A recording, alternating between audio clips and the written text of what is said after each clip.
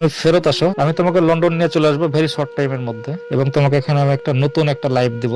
আমার মতো করে তোমাকে কেউ কখনো ভালো রাখতে পারবে না, ভালো বাঁচতেও পারবে না। তুমি ফেরত আসো। আছে when money is lost nothing is lost, when health is lost something is lost, but when character is lost everything is lost. যদি আমার ক্যারেক্টারটা নষ্ট হয়ে যায় আমার লাইফের সবকিছু শেষ হয়ে যাবে। এই জীবনটা যেন আমার। আসসালামু আলাইকুম, স্বাগতম আজকের আরও একটি নতুন ভিডিওতে। দর্শক, আশা করি সবাই ভালো আছেন। প্রবাসী এক ভাইকে ডিভোর্স দিলেন স্ত্রী, কিন্তু কেন? জানলে সত্যিই অবাক হয়ে যাবেন। এদিকে ডক্টর সুষমা এবং কৌশলের ডিভোর্সের আসল কারণ জানা গেল। দর্শক, আশা ভিডিওগুলো সম্পূর্ণ দেখবেন, তাহলেই বিস্তারিত জানতে পারবেন। আর এই ভিডিওগুলো দেখানোর আগে আপনাদের কাছে আমার ছোট্ট একটি রিকোয়েস্ট, এক নজরে আমাদের চ্যানেলটি সাবস্ক্রাইব করে নিন। নিত্য নতুন ভিডিওর আপডেটগুলো সবার আগে পেতে চ্যানেলটি সাবস্ক্রাইব করে সঙ্গে থাকুন। আর এখন চলুন কথা না বলে আমরা এক এক করে ভিডিওগুলো দেখে আসি। তুমি ফেরত আসো, আমি তোমাকে লন্ডন নিয়ে চলে আসবো ভেরি শর্ট টাইমের মধ্যে, এবং তোমাকে এখানে আমি একটা নতুন একটা লাইফ দিব। আমার মতো করে তোমাকে কেউ কখনো ভালো রাখতে পারবে না, ভালো বাঁচতেও পারবে না। তুমি ফেরত আসো। আমি লন্ডন থেকে বলছি। আমি লন্ডনে আসি 2023 সালে। আমি আমার ফ্যামিলির একমাত্র ছেলে। বিয়েটা আমাদের পারিবারিক ভাবেই হয়েছিল। তার সঙ্গে আমার একটা বয়সের গ্যাপ ছিল, বড় বয়সের গ্যাপ ছিল। সে আমার চেয়ে বয়সে বড় ছিল। যখন আমি লন্ডনে মুভ করলাম এবং আমি আসার পরে সে আরেকটা কান্ট্রিতে মুভ করছে, কারণ আমাদের যে গ্যাপ, এই গ্যাপের কারণেই দূরত্বটা বাড়ছে।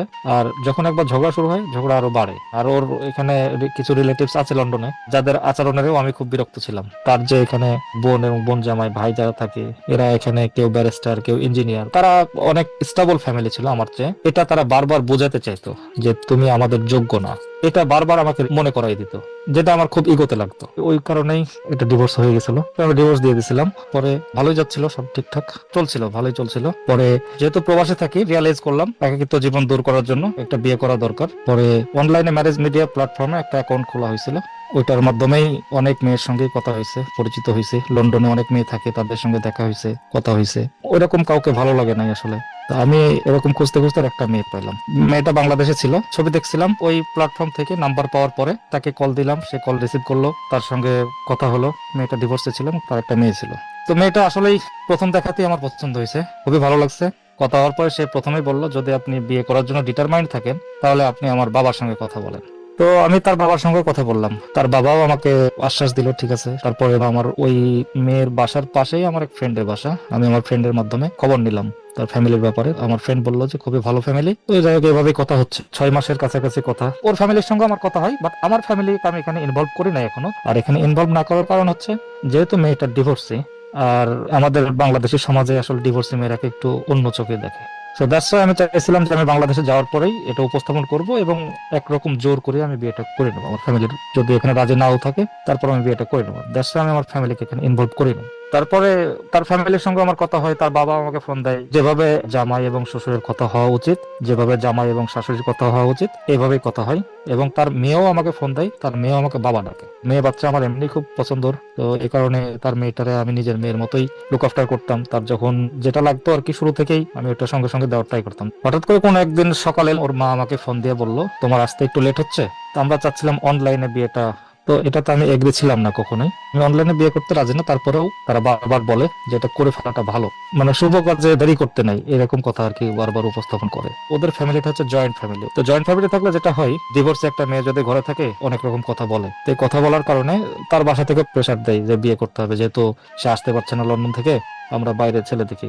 পরে আমি তার বাবাকে একদিন ফোন দিলাম, দিয়ে বললাম যে আঙ্কেল, আমি আপনার মেয়ের দায়িত্বটা নিতে চাই, এবং একজন হাজবেন্ড যেভাবে নেয় ওইভাবে আমি নিতে চাই। অনলাইনে বিয়ের বিষয়টা আমি বলি না, আমি দায়িত্ব নিতে চাই, মানে আমি তার খরচটা বেয়ার করতে চাই, এটা আমি বলছি। তারপরে ওর বাবা বললো, ঠিক আছে বাবা, তাহলে তোমরা তোমাদের মতো থাকো। তারপর থেকে আমি তার সমস্ত খরচ দেওয়া শুরু করলাম, যেন তার ফ্যামিলি কোনো প্রবলেম না হয়, তার চাচা চাচি অন্য কেউ কোনো কথা না বলতে পারে। আমি এক সময় বললাম, যেহেতু আমার যেতে লেট হচ্ছে, আপনি তারে লন্ডনে পাঠিয়ে দেন স্টুডেন্ট ভিসায়, আমি ব্যবস্থা করতেছি। তো এই কথা অনুযায়ী ঠিক আছে, ঢাকায় গেল। ঢাকাতে এক জায়গায় ভর্তি করলাম। কোচিন এবং পাসপোর্ট বানানোর জন্য যে টাকাটা লাগছে, এই টাকাটা আমি দিয়েছিলাম। এর মধ্যে তাকে আমি একটা ফোনও গিফট করি। ওটা ফোনের দাম 35,000 টাকা ছিল। পরে হঠাৎ করে 2025-এ অনলাইনে বিয়ে করার জন্য খুব প্রেশার দেওয়া শুরু করলো, যে অনলাইনে বিয়ে করবোই, কান্নাকাটি, বিয়ে করব করব মানে করব, তুমি অনলাইনে থাকবা, আমরা বিয়ে করব। তো আমি ওর জেদ দেখে বললাম ঠিক আছে। কাজী অফিসে গেল, ওখানে তার ফ্রেন্ডের সঙ্গে, আমি লন্ডনে ছিলাম অনলাইনে যুক্ত।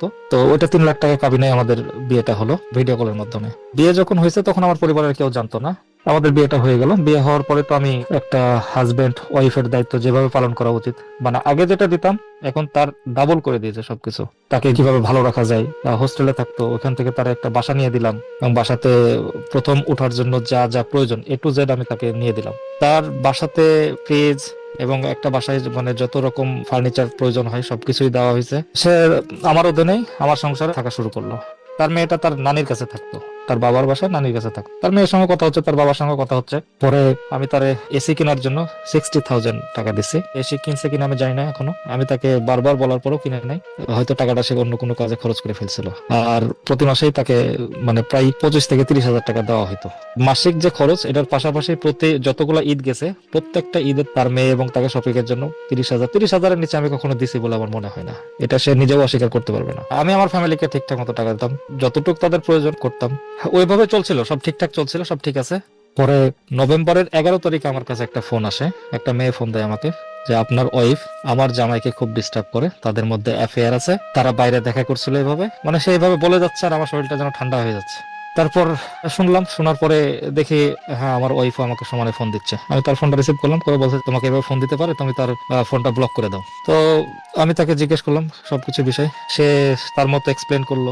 রিলেশন আগে ছিল, তো ওই ছেলে লাস্ট বারের মতো দেখা করতে চাইছিল, তাই দেখা করতে গেছিল। আমার ওয়াইফ সে বললো ভুল হয়েছে, মাপ চাইলো, কান্নাকাটি করলো। যাই হোক, কষ্ট পাইলেও আমি বিষয়টা যেহেতু আমি সম্পর্ক টিকাইতে চাইছিলাম এই জন্য আমি এটা নর্মালি দেখলাম, দেখে বললাম ঠিক আছে তুমি এখন থেকে লয়াল থাকো এবং এখন থেকে কোনো বিষয় আমার কাছে হাইড করবে না। আমার কাছে কান্নাকাটি করলো এবং সে বললো লয়াল থাকবো। আমি তাকে একটা ডায়মন্ডের রিং দিছিলাম যে ঠিক আছে তুমি একটা ভুল করছো, তোমার ভুলটা আমি মাফ করে দিলাম।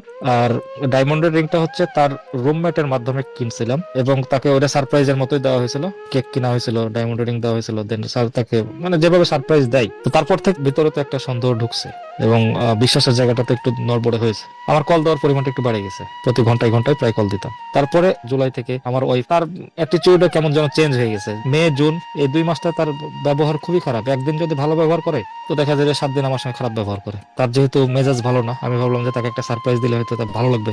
তাকে আমি 17 Pro Max যে আইফোন, এটা তারা গিফট করছে। আইফোন আমি কিনছি, কেনার পর আমার এক ছোট ভাইয়ের মাধ্যমে বাংলাদেশে পাঠাইছিলাম, ওইভাবে তাকে দেওয়া হয়েছে। আর যখন টাকা নেওয়ার প্রয়োজন হয় তখন সে আমার সঙ্গে খুব ভালো মতো কথা বলে, আমিও টাকা দিয়ে দিই। পরে আবার টাকা নেওয়া হয়ে গেলে ওর আবার চেঞ্জ হয়ে যায় কথাবার্তা। তো তার ব্যবহার খুবই রুড হয়ে গেল আমার প্রতি। তারপরে একদিন আমার সঙ্গে 38 সেকেন্ড কথা বলার পরে ফোনটা কেটে দিল। ফোনটা এইভাবে কাটলো মনে হয় যেন আমার সঙ্গে কথা বলতেছে, এটার জন্য তাকে অন্য কারো কাছে জবাব দিয়ে করতে হবে, যেন ফোনটা দ্রুত কেটে আরেকটা ফোন রিসিভ করছে। আরেকটা ফোন রিসিভ করার পরে 1 ঘন্টা সে ওই ফোনের লাইনে বিজি ছিল। তা আমি তার কাছে স্ক্রিনশট চাই কার সঙ্গে কথা বলা, সেই দিনের স্ক্রিনশটটা সে কোনো রকম আমাকে দিতে চায় না। ইভেন সে এটা পর্যন্ত বলে যদি ডিভোর্স নিতে হয় ডিভোর্স নিবো, বাট আমি নিজেকে প্রমাণ করতে রাজি না। তো আমি তো এগুলো শোনার পরে পুরাই শক খাওয়ার মতো একটা অবস্থা। দেন নেক্সট ডে তার যে ফ্রেন্ড বেশি উঠা বসা তার সঙ্গে, মেয়ে ফ্রেন্ড যেটা, সকাল থেকে বিকাল পর্যন্ত সে বাসায় ছিল। সে কোনো একটা প্রবলেমের মধ্যে আছে, আমার ওয়াইফ কোনো একটা প্রবলেম আছে, এটা নিয়ে খুব টেনশন, খুব হাইপার। সে আমাকে বলতেছে আমার সময়টা একটু খারাপ যাচ্ছে, 2 দিন পর ঠিক হয়ে যাবে আশা করছি। আমি তাকে বলছি তোমার কি প্রবলেম হয়েছে তুমি বলো, টাকা লাগবে আমি দিচ্ছি। পরে সে বলে না কোনো রকম। দেন আমার একটু সন্দেহ হলো যে আমার এটা আসলে খোঁজ খবর নেওয়া উচিত। আমি সন্দেহর বশই ওই যে মেয়েটা আমাকে নভেম্বরে ফোন দিছিল, কারো একটা বউ, তার নাম্বারটা আমার কাছে ছিল, আমি তাকে ফোন দিলাম। ফোন দিয়ে আমি তাকে বললাম যে আপু আমার বউ রিলেটেড আপনাদের সঙ্গে কোনো ঝামেলা হয়েছে? তারপরে সে কিভাবে কি তার জামাইয়ের ফোন টোন চেক করে দেখে আমাকে বললো যে ভাইয়া কালকে রাত্রে তো তারা কথা বলছে, আমার ওয়াইফ এবং তার হাজবেন্ড গতকালকার রাত্রেও কথা বলছে।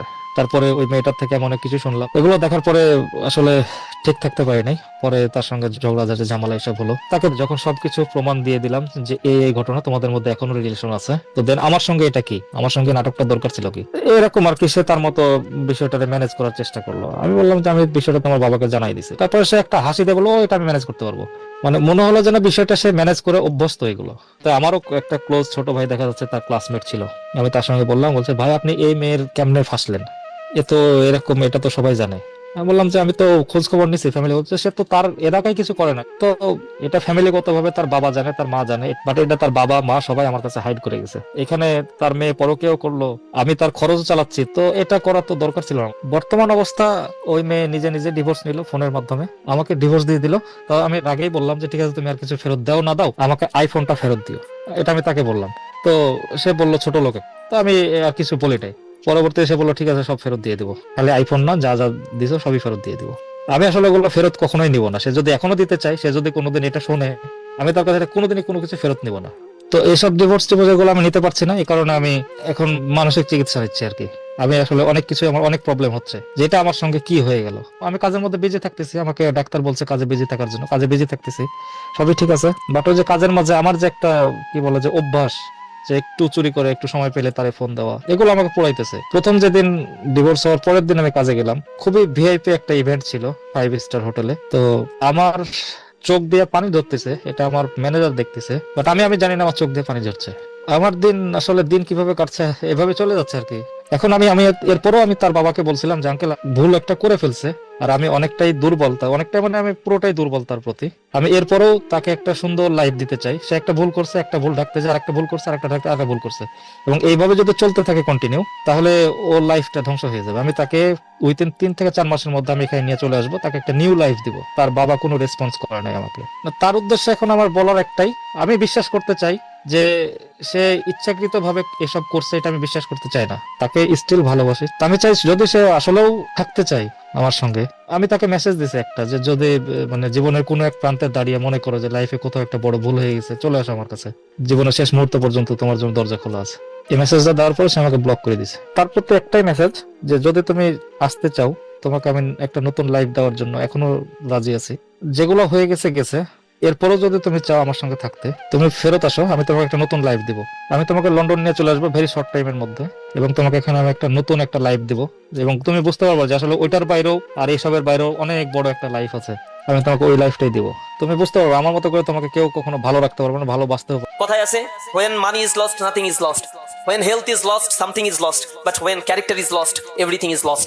যদি আমার ক্যারেক্টারটা নষ্ট হয়ে যায়, আমার লাইফের সবকিছু শেষ হয়ে যাবে। এই জীবনটা যেন আমার মানে এইটাকে নিয়ে যেন আমি চলতে পারি। আমার কাছে এই যে ঢাকা সিটি কর্পোরেশন দক্ষিণে আছে, দেখবেন 56,000 ডিভোর্স লেটার জমা হয়ে আছে, স্বাক্ষর হচ্ছে না।